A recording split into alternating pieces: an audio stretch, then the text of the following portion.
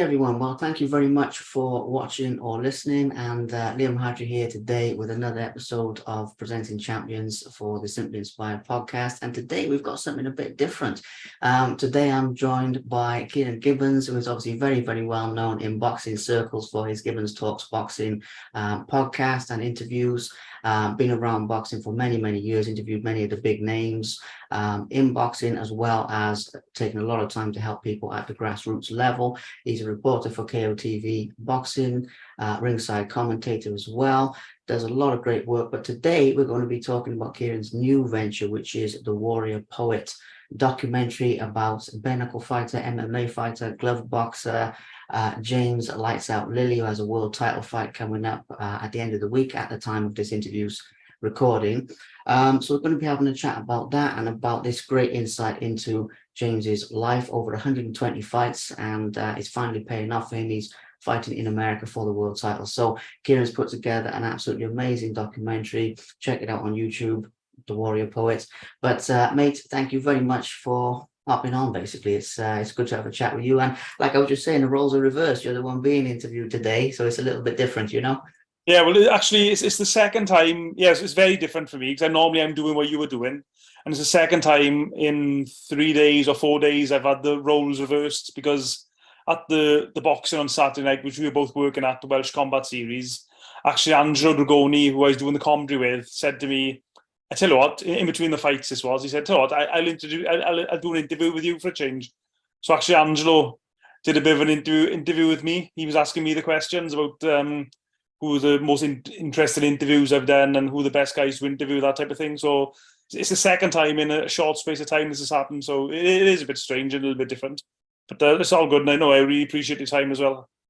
Well, it's an absolute pleasure. I mean, obviously, we've worked at a lot of events together, and we both have sort of a similar love of boxing and Welsh combat sports in general. So, you know, it's no trouble at all. It's an absolute pleasure. So, starting at the beginning, like I was saying, we'll start with the present day a little bit. The documentary is out there on YouTube, The Warrior Poet. Everybody, check it out. How does it feel to see a project that you've worked so hard at actually being released, being out there for the public to enjoy? Let's start with the present day first, please. Well, I've done 3 feature documentaries, if you'd like to call them that, which basically means a documentary over half hour. I done one about a boxer called Alid Cook, who's from my village, who only had 1 pro fight in the end. And I also did a documentary on Palestinian firefighters. And this is my 3rd feature documentary. And to be honest, I've had the same feeling with all of them. Is once it's out there, you feel almost a little bit exposed because you pass the point of no return. Whereas now I've watched the film back a couple of times, and I just flick it on and watch, kind of say 20 minutes or something of it. And I'm thinking, should I have done that different, or should I have edited this slightly, or put this in, or maybe raised the sound a little bit here, or dropped it here, a bit of extra music here. And I did that with both other films I've made. But once they're out there, it's sort of it's just out there then, and it's a sense of relief to a certain degree. But it's also, I get the feeling I wish I'd changed things slightly, but well, it is what it is. It's out there now, and I'm glad. It seems, I think it's not a bad film, and I've had a good response from people like yourselves and other people in the sort of combat sports community. Absolutely. Well, like I was saying to you, you know, hand on heart, it's an amazing piece of work. It's what's good about it is it really does get into the soul of the man, if you like. I mean, there's nothing sort of glossy and polished about this. I mean, when I was watching it, you really getting to know him. I mean, I have met him and everything, but you really feel like you know him. Great piece of work. We'll talk more about that. That's just me putting my 2 pennies worth in. In terms of obviously James's world title fight coming up as well. I know at the time of this interview, end of this week, obviously by the time some people watch this, it will have happened and everything. But how do you feel about that in terms of releasing a documentary close to his world title fight and everything for BKFC?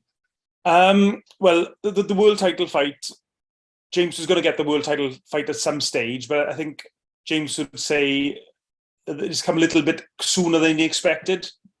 And we were sort of expecting it to take place maybe the end of the summer, September time, which would have been better for my film, really, because I would have had more time to promote the film, if you like, and perhaps enter in a few film festivals and maybe try and get it on one of the big YouTube channels or bigger streaming platforms. But by James having this fight sort of come out of the blue a little bit, not out of the blue, but it's come a little bit sooner than I expected. It sort of forced my hand a little bit. So, I mean, the fight on Friday night, which you can watch via the BKFC app if you want to. It's on James's Instagram if you just go on there and follow the link. This film, the fight on Friday night, follows on from this film. I mean, James ends the film talking about this title fight he's got. So one follows the other. So I know we had a premiere in Port Talbot and Arvan Ailes on the last week or week before last to show the film. And I knew straight away that as soon as I showed the film, I had loads of people asking me where they can watch it again or where they can watch it. People who couldn't make it. And I just thought, right, okay, fair enough. Then I'm just going to release it now. And I was lucky to be able to get a sponsor for the film, Ancoa Scaffolding. So I'll give them a shout out. They were able to come on board to sponsor the film and help me a little bit financially. And that allowed me then basically to release the film straight onto YouTube. But ideally, I wouldn't have done it this way. But no, James wants to see the film out there. It helps promote him. All the guys in the film wanted to see it. Their families wanted to. So I mean, I'm happy. So it's not an issue. But if I'd have had a little bit more time, I'd have perhaps done things a little bit differently. But in my own head, to be fair, mind, I hadn't actually worked out what I was going to do differently. But I probably would have done it differently.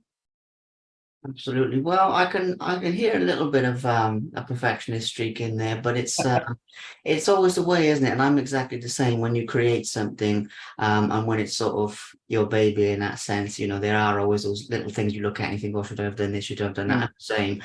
So I totally know how that feels. But it's come out really well. Obviously, with the response from people in general has been very good. You mentioned that the response from James' own family, obviously, a number of them were in there, and his own sort of close-knit people, if you like. I'd be interested because you mentioned he liked the film. You mentioned that the general public liked it. What do his close people say about it? Just out of curiosity. Well, when I spoke to his wife during the film premiere, she was a little bit. She's very well. If you watch the whole way film through the end, she's very shy. She doesn't like publicity, so you can hear her voice in the film. There's a few still pictures of her with James. So she was a bit embarrassed, I suppose, or a bit conscious of the fact. I mean, for a lot of people, if you haven't been in the public eye, it does feel quite self-conscious when you see a picture or your face there on a big screen. I think James's nan, who I don't know if you watched up to that part of the film, she's a brilliant speaker. She came across really well in the film as well. So I mean, it's all positive. I haven't heard anything negative. I guess I haven't spoken to them since or met them since, but I'm guessing James's children probably found it amusing to see themselves on a big TV screen, trying to get 20 quid off their father, which is one of the things that happened in the film. Absolutely, yeah. I mean, it's a lovely, as I said, in that way, it's a very touching portrait. It's very human, very real and authentic, and that's something that's lovely about it. Now, in a moment, we'll go back in time as well, because even though we've started with the present day and we're sort of working backwards, we'll come to that. But before we do, I'd like to give a shout out to James, as well as his fighting. Obviously, he is a published poet as well. Now, as far as I know, Ciaran, his books are available on Amazon. One of them is the Blue Hour. I've forgotten the name. Thousand Ghosts of You, I think. And they're available just on Amazon, eBay, all your usual. All the usual places. If you just Google it, there'll be there's a few different places that sell them. Really good books. I got one of them. I believe James is in the process of getting another book deal. I'm not quite sure where that is at the moment, but he's got lots of other poems waiting to be published. And probably actually with the poetry side of things. It's James's fighting, if you like, or his boxing career is holding his poetry back a little bit because he gives so much time to the boxing and all his, as you see in the film, he got 3 kids, so he's very busy rushing around and he can't give enough time to the poetry, if you like. And no doubt when James does finally retire from fighting, his poetry career will go to the next level. Absolutely. I believe it will. He's very, very talented individual. So the last mention of the future, as I said, because of the way we're doing this, and then we'll go back into your filming process, your creative process. before we do that, you mentioned about sponsors, and you mentioned about film festivals and everything like that. So looking past his world title fight and everything, what are your plans for the documentary after that time? Are you still going to push it around the film festival circuit and everything, or is that sort of gone on the back burner a little bit now because of the timing? Well, with the issue with film festivals is a lot of the festivals like to have unpublished films in the festival. So once the film is released, a lot of the festivals won't accept entrances from because the film is online now, they won't accept it. But what I have actually thought of doing, and you're actually the first person I've mentioned this to, because it's just an idea that's been bouncing around my head. I might actually do a recut of the film and cut it down to be basically maybe a 10-minute film. So in film festivals, you've got things called like feature documentaries, which are anything over 60 minutes, I think, is a feature documentary. And they've got various different time categories they usually classed as. But one of the sections is a documentary short, which is film under 10 minutes. Mm. But what I've thought of actually doing is, and you've got exclusive here, Liam, what I've thought of doing is doing like a 10-minute film. So basically using the footage I got, maybe using some of the other footage that didn't make The Warrior Poet, try and cut it down into just a 10-minute segment, and then enter that into film festivals in the short documentary short category. And I mean, you know, because I mean, you can appreciate it because you do film editing and that type of thing, but it's actually really difficult to try and cut something down to 10 minutes. I mean, the film is 87 minutes as it is now. So to cut that down to 10 minutes and still have the same feeling is not going to be an easy task. So I'm looking forward to doing it, but it's also a bit daunting because I know once I've started doing it, it's going to just draw me in and I'm going to be stuck on my computer for hours and days. And I know once I start doing it, I'll just end up just sitting there for hours until it's done. Absolutely. Yeah, well, that's the love of the creative process, isn't it? But I know how it goes. I mean, first of all, when you film, you're in a good position there because I'm sure you've got so much footage and more than you actually use. I mean, that's always the way. But yeah, cutting something down that much, you have to be ruthless. Yeah. And with your own work, it's not always easy. So still excellent idea, and I really hope you do that, to be honest. Just sorry to interrupt you. Just with the length of the film, just to give people an example, I was aiming for the film to be no longer than 90 minutes. I was hoping for more around the 80-minute mark. So the first sort of cut, I did the film in different sections, and then I put it all together to see how long it was. And the first sort of look at it all together, it was something like 2 hours and 20 minutes. So then I had to try and cut lumps out of the film here and there, or nibble a bit here, nibble a bit there, cut this scene out. And it's so difficult just finding the little bits because, as you mentioned there, the scene with James's family at the start, that initially was like a 15-minute, maybe 16, 17-minute piece. But in the end, I think it was down to 6, 7 minutes. And each part was like that. It was really difficult to cut the different bits out just to try and get it and to a watchable sort of distance or watchable length, I mean. Yeah, absolutely. Well, I mean, this is the highs and lows of filmmaking, of the creative process, really. I mean, it's amazing fun. It's amazing to be part of, the things that we get to be part of doing media, but the editing side of it is another story. We'll come back to that in a moment. But like I say, starting this the other way around, starting with the future, and we're going back. But I'd actually like to go all the way back just for a moment and get your thoughts on your initial inspiration for the project. In other words, how did it come about and why did you choose to do this documentary on James specifically instead of, say, another Welsh fighter, just out of interest? Let's go all the way back to the inception, if you like. Well, as I said at the start of the interview, I've done a previous boxing documentary on a guy called Aled Cook, who's from my village, who was a really good amateur. He only had one pro fight in the end. So I've done a film on a boxer and he's getting ready for a fight and that type of thing behind the scenes in the change rooms. So I wanted to do something a little bit different. And I've been sort of thinking about it for 2-3 years before I decided to do this film on James. But the angle with James is the fact that I know James really well for starters. I followed his career and he's a bit different in that he does MMA, he does boxing, he does bare knuckle boxing, which makes him a little bit different to most guys anyway.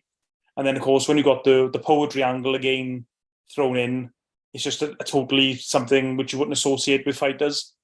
I mean, people who from the poetry world wouldn't associate a boxer in their world, if you like, and vice versa. Most boxers wouldn't associate a poet in their world.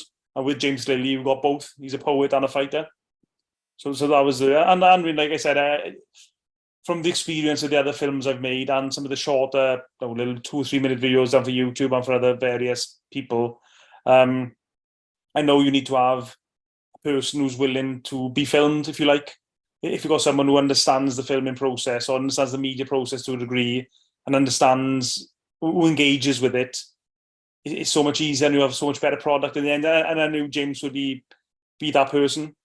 He understands the process. I mean, throughout the film, I mean, I was texting James various times, or can you meet you to do this, or can you give me this little bit of information, or can you do this? Like, what James did do for me, and didn't really use much of it in the end. He was keeping a video diary the whole time in the build up to the fight, because I wasn't sure if I'd have enough footage at the end. So he was keeping a diary, and he was sending me clips every 2 or 3 days of whatever he was doing. Just like so I could use in the film if necessary. So it was just basically I chose James because I just knew he's an interesting character. He's a good speaker. He's got a good story, and he'd engage in the project. And we'd spoke about it before about doing a documentary, and it was just one of those things. I text James every now and again about whatever, boxing or Star Wars. We both like Star Wars. We text each other about that, and I'd always be asking him, when's your next fight? And we'd talk about doing a documentary, sort of half-heartedly. And then he said we had this fight put up in New Orleans on Might. And I said, I won't mind doing a documentary about that. And he's, yeah, great. And it just sort of one thing just led to another. And before I knew it, I was booking flights and I was filming the documentary. Absolutely amazing. That's it. That's a very cool story behind it. And I just think it's cool for people who may not know, obviously that you know each other well, and sort of fills in that blank for people. Let's talk about the filming process itself, just because I think this is going to be cool. People like us who are in media, we know how it goes. People on the outside looking in, they may well know nothing about this. So I think it'll be a really cool sort of peek into that world, if you like. Obviously, you were following James around. Obviously, you went over to the US with him and everything. So there's a lot of different ways we could go with this, and I don't mind which angle we go. Just what you enjoyed most about filming and what the filming process was like. In your own words, please. That would be awesome.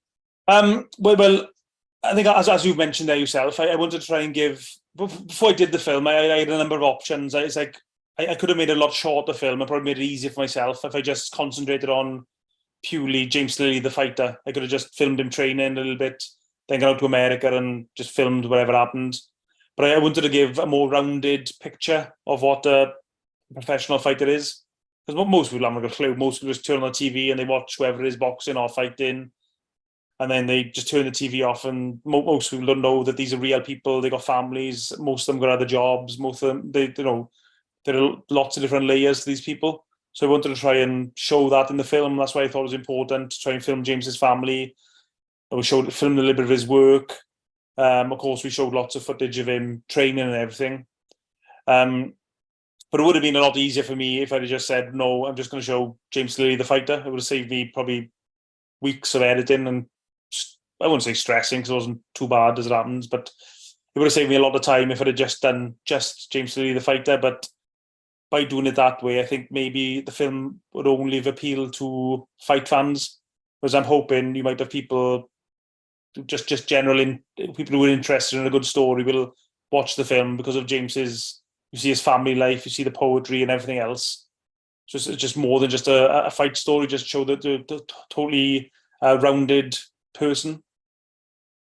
Absolutely, yeah. Well, I mean, that's definitely something that comes across, to be honest, is you really do see James Lilly, the man, not just the fighter. And I agree 100%. I try and do the same thing with my interviews, show the human side. Because, people don't know about any of it really. I mean, starting with the camps and what fighters go through in the fighting aspect. I mean, that's a big area of itself. But then, as you say, the different life areas, you really did a great job of capturing that. Very, very cool. And obviously, when you went over to the US with him, I think it's just a little bit of a fun story for people. Can you tell us a little bit about what that experience was like in your own words, please? Well, about the filming process in general, it's interesting that in the UK, when we were filming in Wales, I was in control, or we were in control of what we were doing. Obviously, go to James's family, film there, go to his workplace, film there, wherever, in the gym. But when we were in America, we were a little bit out of control, if you like, as in we were working to other people's times. James had to go, he had certain media commitments where he went with, he had to go to, obviously, the weigh-in, he had to cut weight. And obviously the fight is totally out of our control. I mean, the fight is the unknown factor of the film, because you can't plan for the fight. The fight, literally anything can happen in boxing or bare knuckle boxing, as you know. So my plan basically was just to follow James around as much as possible.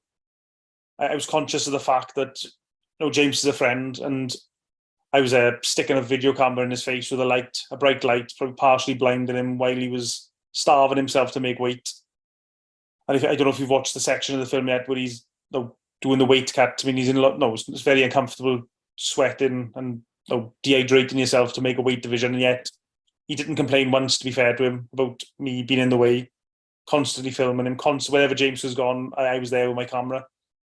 Apart from once or twice where I used my mobile phone instead of my proper camera. And that's one thing. I was a bit of an experiment on this film, that there's a lot of sections of the film filmed with mobile phones, and I don't think, unless you maybe a film person, I don't think most members of the public wouldn't be able to tell the difference of the footage. Just certain things you can do when you're editing, just to hide the mobile phone. But my plan was in America just to follow James around as much as possible, film as much as possible. And like sometimes I just turn the camera on and leave it on in the side of the room, and hoping just to get some good little bit of conversation, or just get a little something. Absolutely, yeah. I mean, well, like I keep saying, from what I've seen, and I've seen a lot of it, the documentary, I haven't finished it yet, but I will finish it very soon. But from what I've seen of it, like, as I've said, capturing James the human being, capturing him in all these different moments is a real skill set, and it's a testament to everyone involved, to you, to him, in that sense, that it came over really well. But I'm curious as to your thoughts on that, because he is a friend, and obviously you have filmed him and represented him in a very good way, in the way it's come over. When you were editing and everything, though, how did you choose that? I mean, it's not like obviously you're filming anything behind the scenes that he's doing that's anything terrible that you wouldn't want to show. So I don't mean like that, but you still obviously want to put everything across in the best possible light, and keep the integrity there of what he's doing, if you get what I'm going with this. And it's something you have to consider, as media people, isn't it? A lot of the time. So with that, how would you choose, as you said about you wanted the film to be a certain length and everything? So how did you choose, which bits to put in, which bits not to put in, for this length? I mean, I know you're going to have to do that again soon for the 10-minute version. For this one, how did that go? Well, the big deciding factor was actually, for a lot of the time, was the footage I had good sound quality with. So I made the conscious decision, because I was there by myself. In most film crews, as I said, you probably know yourself, for most film crews, at least 3 people. You got a cameraman, you got a lights guy, you got a sound guy. That's usually the minimum. Sometimes you got 3 or 4 other people. Like in the bit of the film where James is doing his poetry night, he had a French film crew following around, and I think there were about 5 people. So they had 5 people, each of them doing a job. Whereas when I'm filming, I got me just doing everything. So I made the conscious decision, especially in America, because we had James, we had his manager, Remy, you had Josh, his trainer, you had Di, his trainer, and various other people. I could have had clip-on mics. Yeah, I've got cordless clip-on mics, which I could have used. And I did use in the British part of the film in Wales. But to try and get clip-on mics on everyone as we were going along would have just spoilt. Not only would it be probably physically impossible, it would have just created such an atmosphere, or a fake atmosphere, and it would have sort of killed the natural moment. So I did make a conscious decision to use the film off the top, is was known as, is just a film off the top using the camera microphone. But the downside of that is you pick up everything. So if there's sometimes two conversations going on between, say, James and his manager and Di and Josh, then you usually can't use that footage because the sound blanks each other out. So quite often, a lot of good footage that just could be used for that reason. And that was probably actually my main issue. The whole filming was the sound. But there were certain things I couldn't use, like sort of private conversations, just probably wouldn't be suitable, just because they're sort of off the record, so to speak. the audio was the big issue. There was certain like sort of private jokes or in jokes which I would have found funny, and James and the guys would have found funny because we were there in the moment, but the members of the public or people who don't know the background to it wouldn't have found them funny. So I decided not to use those. But there was nothing there's nothing. There was nothing. I didn't think I said, right, I won't use this because it doesn't put James in a good light. And basically, if I thought it looked good, I just put it in the film. Absolutely. But again, it shows people who are not in the know, that creative process. And I know I keep saying that, but it does show the depth of it, the technical considerations, the creative considerations, the blend between the two. And as you say, that's what I was thinking of, is it's not so much, I mean, I've met James as well. I know he's a lovely guy, so not so much that, but like I say, the consideration of somebody's private life and then what goes out into the public. So absolutely, absolutely amazing. Now, obviously, you mentioned about the 10 minutes short. You're going to be doing that next. You're probably just focused on that at the moment, but just sort of honing in on yourself for a moment, looking past this documentary, are there certain people that you have in mind to film more documentaries on in the future? Do you have other dreams and goals you'd like to share, or are you not at the moment looking past anything beyond, obviously, the mammoth task of cutting this one down into a 10 Yeah, I'm not. To be honest, I'm not really looking at anything further down the line yet. I mean, if somebody came up with an idea and said, "Oh, this is a great opportunity to film," then I certainly would be interested. But I'm not actively searching for another documentary subject at the moment. Just simply because the reason it sort of takes over everything, and that's why it's the 10-minute film. I haven't even started even editing that. 'Cause I'm going away for a week now this Thursday, and I know if I start doing that, then I'll probably spend between now and Thursday just constantly fiddling with it, cutting a bit off here, adding a bit there, changing this, changing that. So I'm just going to leave it until I come back. And once I come back, then I'm going to start the task of having a look at it. Absolutely. Well, that would be a great project in and of itself. So definitely look forward to seeing that. Personally, I look forward to watching the rest of the Warrior Poet itself. Like I say, I've seen most of it, so I'll finish that tonight. So just the last couple of things then. Obviously, most people will know the answer to this, but anybody who's hearing about this for the first time, they want to follow you, they want to find out more about what you do in general, not just this documentary, but everything you do. You see your other documentaries, your interviews. Best way to get hold of you, best way to follow you. Just give yourself a little plug there, please, mate. Well, I'm on Facebook. I'm on Twitter. Well, I should have actually checked this, and I think it's Ciaran Gibbons 1 on Twitter. And I'm on Instagram. I think it's just Ciaran Gibbons, maybe Ciaran _ Gibbons _ perhaps, something along those lines. But if on my Instagram, it tends to be sort of boxing media related things, and also I tend to like put travel things on there as well. Like I like go walking, I got a kayak, and I tend to put things like that on Instagram. Twitter just tends to be purely boxing, and Facebook I just throw anything on Facebook basically. Absolutely. Well, that's amazing. That's where people can reach out and find out more about your work. And I'm sorry, yeah, and my YouTube channel as well, Gibbons Talks Boxing, which has got the documentary, and also I do lots of boxing interviews, but not I say lots. I haven't done so many lately, but I do boxing interviews, and there's bits and bobs in there, boxing related, mostly Welsh boxing, but there is some stuff from further afield as well, if anyone's interested. Yeah, absolutely. People should check that out. That reminds me, very, very briefly, just to give a mention to this, Ciaran. Obviously, you do a lot of boxing interviews, from the grassroots on up. But you have spoken with some big names. I've seen you speaking with, Roy Jones and Calzaghe, and a lot of top guys in boxing. Could you give a mention to just one or two of your favorites, just to close out? I think it's just a little fun question for boxing fans in general. Well, that's the question that Angelo Dragoni asked me on Saturday night as well, actually. I say a really good interview I did was with Roy Jones. I think it was, when was it, last year?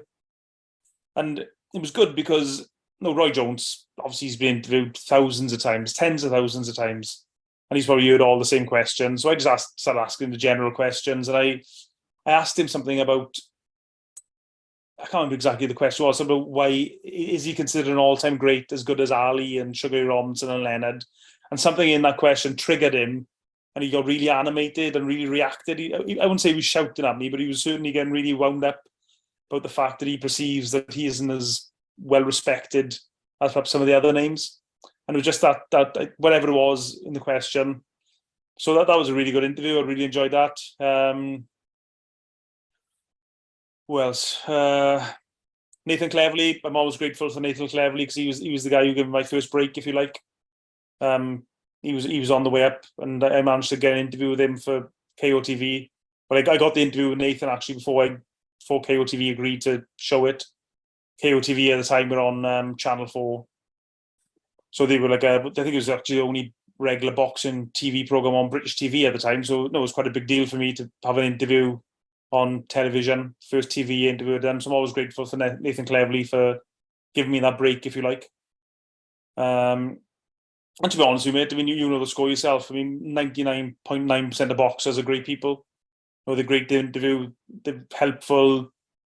Perhaps sometimes the stereotype of boxers as being aggressive and surly and difficult is totally untrue, and all the guys are great. I mean, there has been one or two guys who I wouldn't say they were hard to interview, but they mainly because they're at a press conference, they've probably been asked the same questions 20 or 30 times already, and then I turn up with a microphone in their face asking the question that the other guy just asked, and you can see they're just fed up and bored, really. But it is their job to answer these questions. But I can understand why they're fed up, and just they're humans at the end of the day. Anyway, there was a funny little story for you about that. I was interviewing, I think it was Vladimir Klitschko, or it might be Vitaly. Actually, it was Vitaly when he was fighting Chisora in the press conference in London. So Vitaly Klitschko was there, and Vitaly Klitschko, he was fielding questions about world politics, world affairs, history, World War II, everything. He was like, you can see a really intelligent guy. So I interviewed him, and then I moved on to interview Derek Chisora. And Derek Chisora was trying to show me a picture of his dog called Killer, his little chihuahua thing on his phone. And that was the contrast between the two people. Oh, that's brilliant. That is one of the great things about boxing, is the personalities do vary. I'm glad we got to give that a mention, though, because obviously you've been around the scene for a long time, and it's really, really good to give that a mention. Good to give a mention to Nathan and the people who helped us, start out. I mean, for me, it was Lee Selby. Lee Selby, he was the first person to sort of give me a chance in boxing and everything. And we always respect those people. So. I mean, and all the guys in Welsh boxing are great. Yeah. Like, Tony Borg is always very welcoming to his gym. Gary Lockett's very welcoming. Steve Robinson, when he had a stable of fighters, was always welcoming. All the guys are really good. Darren Wilson. I don't want to miss anyone out, but boxing, is a fairly easy place to work once you get your foot in the door and people realise you're an okay person. I think everyone is so accommodating. I'm just really grateful for the opportunities that people have given me. Absolutely, yeah. Same here. And as you say, working with a lot of them, a lot of the big names, they're lovely people when you get up close and personal, actually. So brilliant. Well, we've talked about a lot for people's attention spans. I don't want time to run away with itself. I will give a quick shout out as well to anybody who wants to get in touch with you for commentary work and all the ringside sort of commentary and analysis and whatnot. They can do that as well, and you can field if you want to do that or not. But everybody, this man is available for ringside commentary as well. Thank you for your time, Ciaran. It's been a pleasure, and it's been nice to talk like this, because as I say, we've worked together for so many different events over time, from Floyd Mayweather to the Welsh Combat Series to, I think I've seen you at Senegal shows or whatever. I mean, there's so many different things, from small hall all the way to superstars. So it's lovely to sit down and actually get a bit of your story out there. And I just simply put, I really hope it helps give your work a little bit of a push, and especially this latest documentary, The Warrior Poet. I hope it helps give that a little bit more of a push as well. So fingers crossed, Yeah, cheers, Liam. And I really appreciate your time this evening. And I know you're a busy man interviewing various different people from various walks of life, which is always great to see. People yourself giving perhaps fighters who don't get the recognition they deserve, just giving them a bit of airtime. No, it's really good. Absolutely. Well, thank you. I mean, I appreciate that, because I do like to get the stories out there that basically haven't been heard enough, as among other things. It's great to have really famous people and be around them, but I really like as well getting those stories out there that just haven't been heard enough. So yeah, mutual respect as always, Ciaran. Thank you for your time. I hope you have a great evening, mate.